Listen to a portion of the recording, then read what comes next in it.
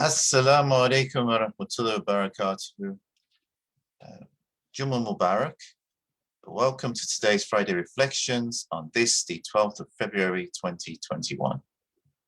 I hope everybody is well who's tuning into this, and I wish you all the best. For everybody who is celebrating Chinese New Year, I would like to wish you all Gong Xi Fa Chai and a very happy and blessed Chinese New Year. I'm doing this a little bit earlier today. Normally, I try to do them in the afternoon, but I have rather a busy day ahead of me. So rather than leaving something undone, I'm doing it extra early. And there is a lesson in this already. Something to take away from today's video. Don't leave things undone. Do things early if you can, rather than to leave it undone. Bismillahirrahmanirrahim. Today I'm going to read from this little book, The Alchemy of Happiness by Imam Al-Ghazali. Now, for anyone who is familiar with Islam, whether they're a Muslim or not, then Imam Al-Ghazali shouldn't need any introduction. He's one of the greatest Imams in the history of Islam, in both as a scholar and also as a Sufi. Bismillahirrahmanirrahim. This world is a stage or marketplace passed by pilgrims on their way to the next. It is here that they are to provide themselves with provisions for the way. Or put it plainly, man acquires here, by the use of his bodily senses, some knowledge of the works of God, and through them, of God himself, the sight of whom will constitute his future beatitude. It is for the acquirement of this knowledge that the spirit of man has descended into this world of water and clay. As long as his senses remain with him, he is said to be in this world. But when they depart, and only his essential attributes remain, he is said to have gone to the next world. While man is in this world, two things are necessary for him. First, the protection and nurture of his soul. Secondly, the care and nurture of his body. The proper nourishment of the soul, as shown above, is the knowledge and love of God, and to be absorbed in the love of anything but God is the ruin of the soul. The body, so to speak, is simply the riding animal of the soul and perishes while the soul endures. The soul should take care of the body, just as the pilgrim on his way to Mecca takes care of his camel. But if the pilgrim spends his whole time in feeding and adorning his camel, the caravan will leave him behind, and he will perish in the desert. Very important point here that Imam Al-Ghazali raises. And notice even the order he's ordered this. The protection and nurture of the soul. Secondly, the care and nurture of the body. Today, it's the other way around. Most people, they are, looking after their body, enjoying themselves, and they're not thinking, they're not even realizing they have a soul to take care of. So, this will sound particularly strange, especially to people who are atheists. But if you ask any religious person in the world, it doesn't matter what religion they are, whether they are Christian, a Jew, a Muslim, a Hindu, a Zoroastrian, a Sikh, irrespective, with only a few exceptions, almost every religious person in the world believes we have a soul. What is this soul? This soul is the essential you, the real you, the you that's made of energy. That you that when it's inside this body, the body is alive. And when you see a dead body, you know that that thing which us religious people call a soul has gone.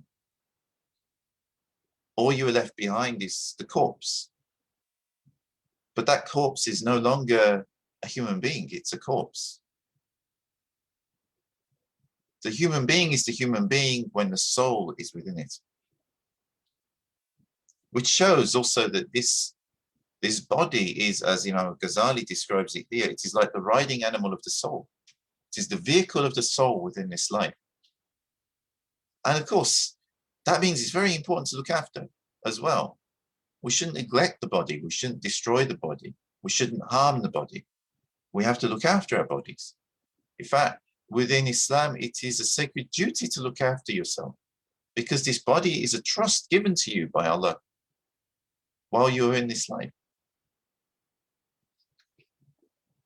But at the same time, if you're only focused on that and you don't focus on anything else and what your real purpose in life is, then you miss the point and you get left behind. Bismillah. Man's bodily needs are simple, being comprised under three heads: food, clothing, and a dwelling place.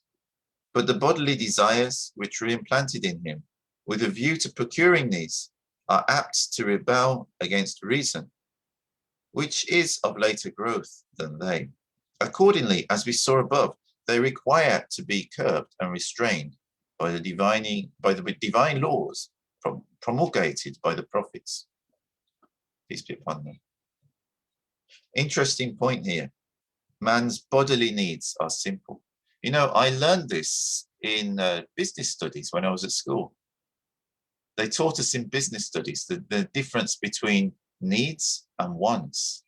But sadly today, a lot of people, they don't know the difference between what they need and what they want. And they don't realize it, but not knowing this is one of the biggest obstacles to their own personal happiness and sense of contentment. And actually, whether they are religious or not, this is true for absolutely everybody. If you don't know the difference between what you need and what you want, and then you chase things that you desire, but you don't need, without realizing you don't need them, and thinking that you need them, you are preparing yourself for a very unhappy life. Because human needs, as Imam Al-Ghazali says here, human needs are very simple. We need to eat, we need to clothe ourselves, we need somewhere as a shelter, somewhere to live. There may be a few other things you can add to that, like personal hygiene, which if you don't, then it's going to shorten your life immensely. But, you know, our needs are relatively simple. But human desires, what we want, are unending. There is no limit to them. We will want the universe, even though we cannot attain it. And there's no, here I'm not saying there's anything wrong with striving either. If you have a dream and you believe you can achieve that dream, and it's a constructive one, then you should aim for it. You should do what you can to achieve it. But at the same time, know the difference between what are your needs and what are your desires, because your desires are unending. And if you don't realize that your desires are unending, and you think that the meaning of your life is chasing your desires, you'll forever be frustrated. And you won't be able to find happiness.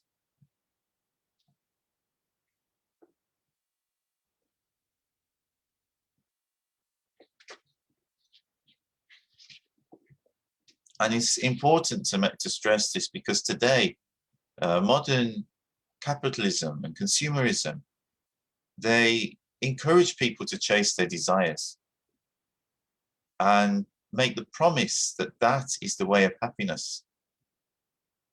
But that is, if you do that without any kind of control and self-discipline, you will get yourself into a spiral that you won't be able to get out of. And that is no way to happiness. Imam Al-Ghazali continues, considering the world with which we have for a time to do, we find it divided into three departments: animal, vegetable, and mineral. The products of all three are continually needed by man and have given rise to three principal occupations: those of the weaver, the builder, and the worker in metal. These again have many subordinate branches, such as tailors, masons, smiths, etc. None can be quite independent of others. This gives rise to various business connections and relations, and these too frequently afford occasions for hatred, envy, jealousy, and other maladies of the soul. Hence come quarrels and strife, and the need of political and civil government and knowledge of law. So the occupations and businesses of the world have become more and more complicated and troublesome, chiefly owing to the fact that men have forgotten that their real necessities are only three: clothing, food, and shelter, and that these exist only with the object of making the body a fit vehicle for the soul in its journey towards the next world.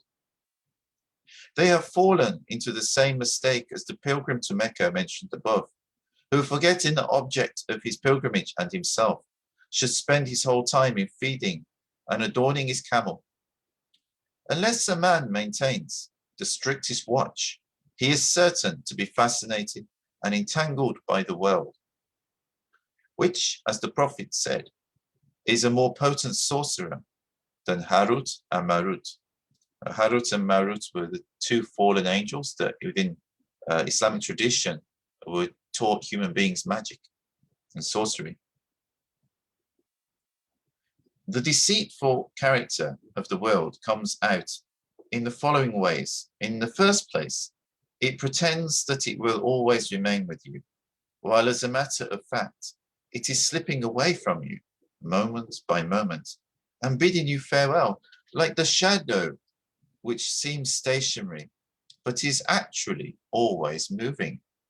Again, the world presents itself under the guise of a radiant but immoral sorceress, pretends to be in love with you, fondles you, and then goes off to your enemies, leaving you to die of chagrin and despair. Jesus, upon whom be peace, saw the world revealed in the form of an ugly old hag. He asked her how many husbands she had possessed. She replied that they were countless. He asked whether they had died or been divorced. She said that she had slain them all. I marvel, he said, at the fools who see what you have done to others and still desire you. Salam alaikum. This sorceress decks herself out in gorgeous and jeweled apparel and veils her face. Then she goes forth to seduce men, many of whom follow her to their own destruction. The Prophet has said that in the judgment day, the world will appear in the form of a hideous witch with green eyes and projecting teeth. Men beholding her will say, "Mercy on us. Who is this?" The angels will answer, "This is the world for whose sake you quarreled and fought and embittered one another's lives." And then she will be cast into hell, when she will cry out, "O Lord, where are those, my former lovers?" God will then command that they will be cast after her.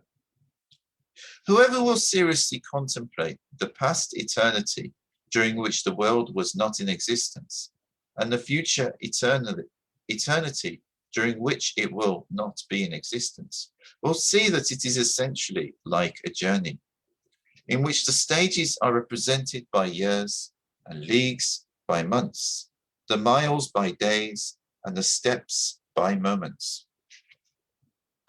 What words, then, can picture the folly of the man who endeavors to make it his permanent abode and forms plans 10 years ahead regarding things he may never need, seeing that very possibly he may be under the ground in 10 days?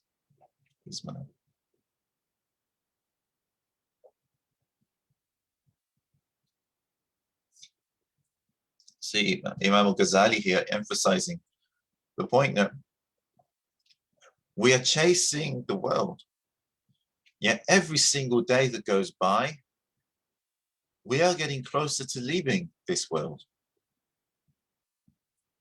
So, I mean, this is not talking about normal work. This is not talking about the needs that we need to fulfill in order to, look after our life, our family, our responsibilities within the community.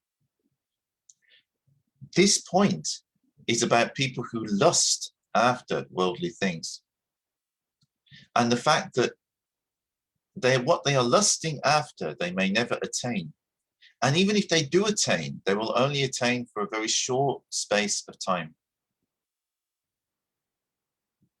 And the amount of suffering they will inflict upon themselves and others just to get that short enjoyment. And all the time they are racing towards their own death. And also, the more that you chase worldly things, we know today, the more that you overdo things, the more stressed that you become, the more unhealthy you will become. And so you'll actually be bringing your death closer. You are not making it further away so that you enjoy this world for longer. You are actually bringing your death closer to your door.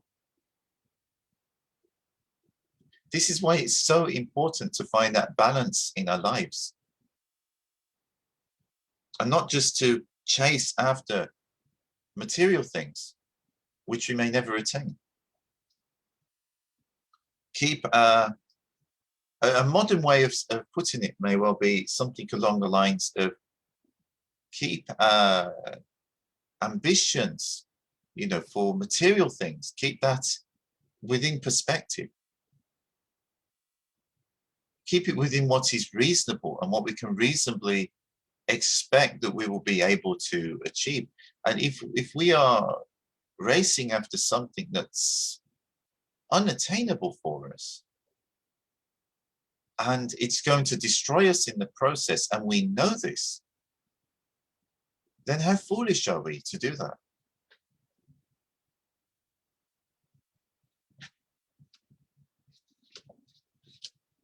It's like, and Imam Al-Ghazali explains this in this next chapter, it's like a kind of drunkenness, or people who are addicted to a drug,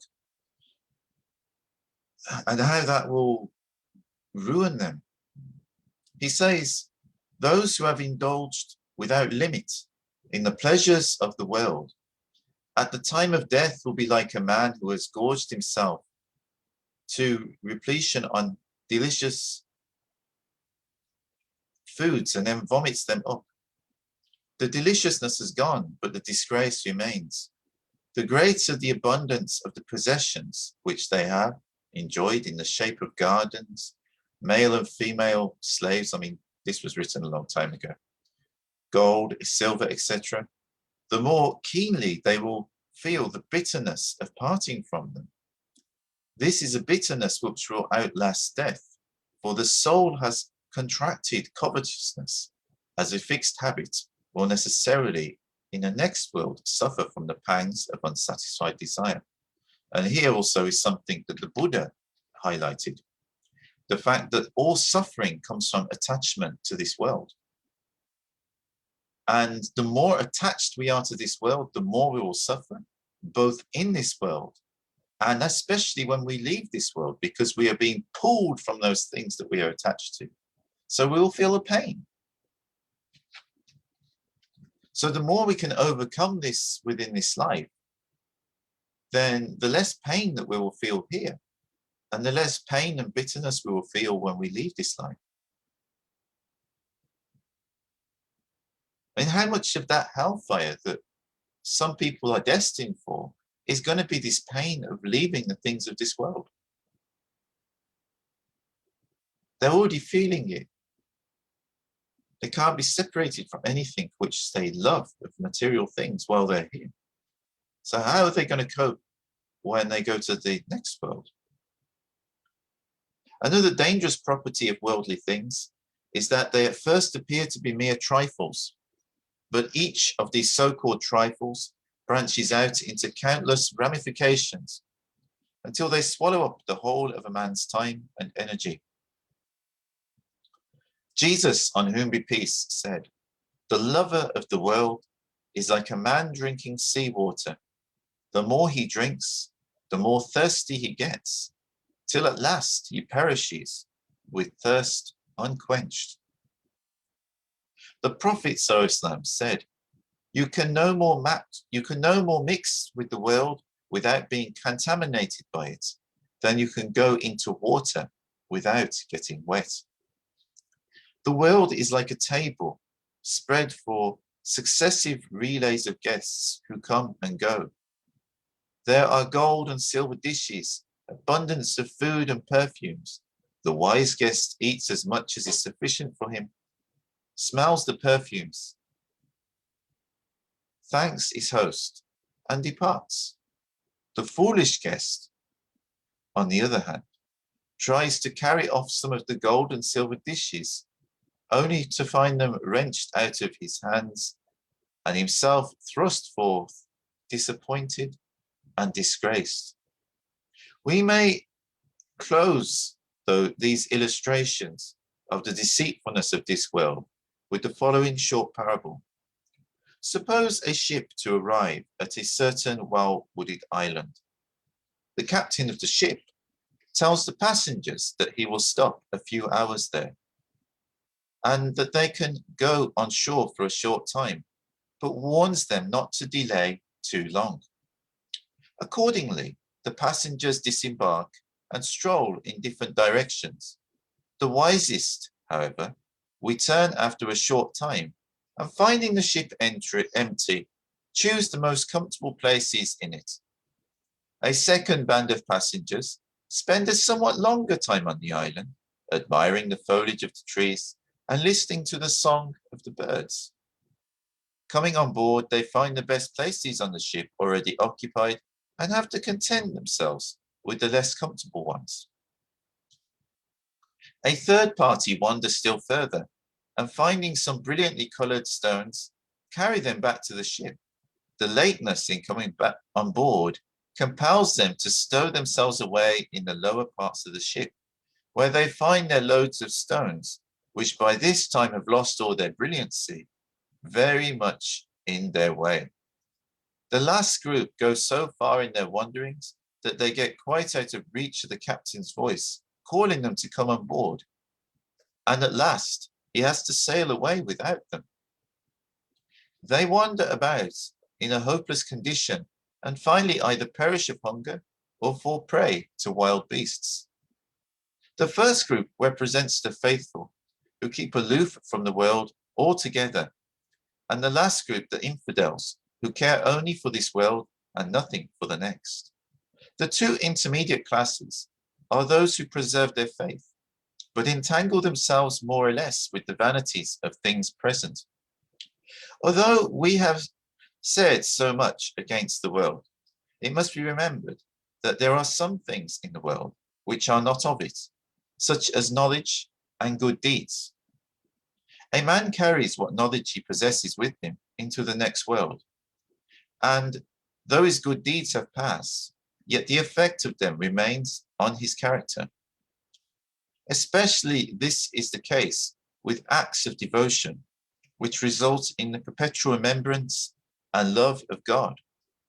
And these are among those good things, which, as the Quran says, pass not away.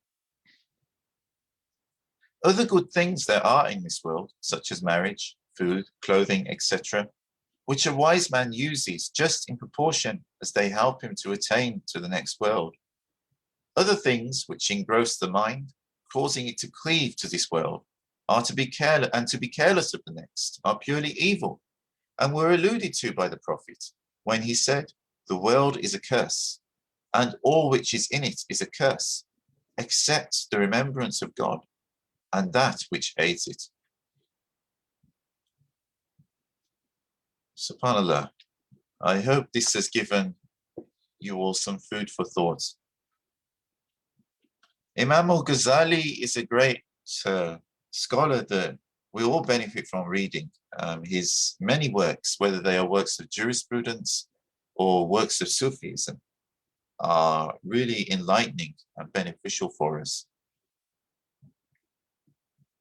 And I highly recommend people to read. In fact, I highly recommend people to read, just to read, because we don't see too many people reading these days. But if you want to read something really good, then you can't go far wrong by reading one of Imam Al-Ghazali's books.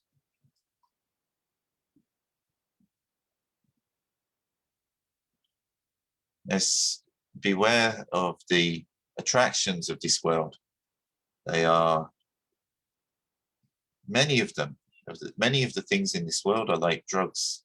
You can get addicted to them. And when you get addicted to them, you are trapped. They hold you back. They hold you back from even achievement in this world. And they hold you back also from achievement in the next. And the true achievement is that which lasts. I mean, an investor would look at, if he puts an investment into something, what is going to yield the most reward in the long term?